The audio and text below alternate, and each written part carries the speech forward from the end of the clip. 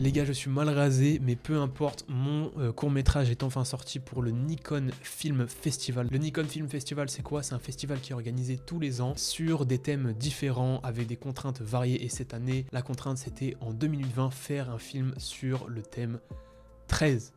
Le chiffre 13. Parce que oui, il y a plusieurs milliers de films qui ont été envoyés au festival Nikon. On a passé la première phase, on a été sélectionné et maintenant tous ces films qui ont été sélectionnés sont disponibles sur le site au visionnage et sont disponibles aussi pour qu'on puisse voter pour eux. Pour une durée déterminée, il reste 60 jours je crois. Le système de sélection pour les 50 finalistes qui seront projetés en live et qui recevront des prix est quand même laissé assez flou. Il y a une part de l'appréciation qui est laissée à un jury, mais il y a aussi une part de notation qui est laissée au vote que vous allez laisser sur ce court-métrage pour qu'on aille tous au top dans les 50 finalistes et peut-être pourquoi pas recevoir un prix. Ce serait une maxi dinguerie. Il y a plein de choses à raconter dessus, des choses qui apparaissent à l'écran et qu'on a dû modifier, des erreurs qu'on a dû rattraper, des choses qu'on a évitées, des gros problèmes qu'on a évités. J'ai aucunement envie de vous spoiler ce qui est abordé dans ce court-métrage.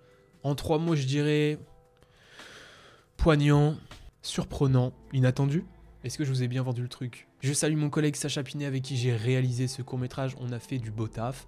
Est-ce que c'est possible de se féliciter soi-même? Est-ce que c'est possible de se jeter des fleurs? Je ne sais pas. En tout cas, on est juste content d'avoir pu enfin publier ce fruit de notre travail et de l'exposer à vos avis, à vos critiques. Et du coup, c'est ça qu'on attend maintenant, c'est des avis, des critiques. C'est que vous alliez voir le lien qui est en description. C'est super intéressant de faire un court-métrage, mais à force, toute l'équipe qui travaille sur le court-métrage développe tous un même regard qui se termine en cône. On a tous la même vision. Et c'est pour ça que ça fait vraiment du bien de pouvoir enfin publier ce court-métrage et d'avoir les retours des gens sur le thème qu'on aborde, sur la manière dont il est mis en scène, sur les lumières, sur plein de choses différentes. Surtout que c'est quelque chose d'assez grave qu'on aborde, donc on sait que ça va toucher différemment les personnes qui nous regardent. Aujourd'hui, je prends donc la place du mec que tu croises à la gare tous les matins qui te demande une pièce et tu lui donnes jamais. Aujourd'hui, c'est un peu moi, tu vois, on est dans le virtuel, toi et moi, mais je te demande quand même de me donner cette petite pièce virtuelle, de venir voir mon court-métrage et de quelque part effacer cette culpabilité que tu as quand tu croises ce mendiant chaque matin qui te demande une pièce et que tu ne lui donnes jamais. Tu fais semblant de regarder ton tel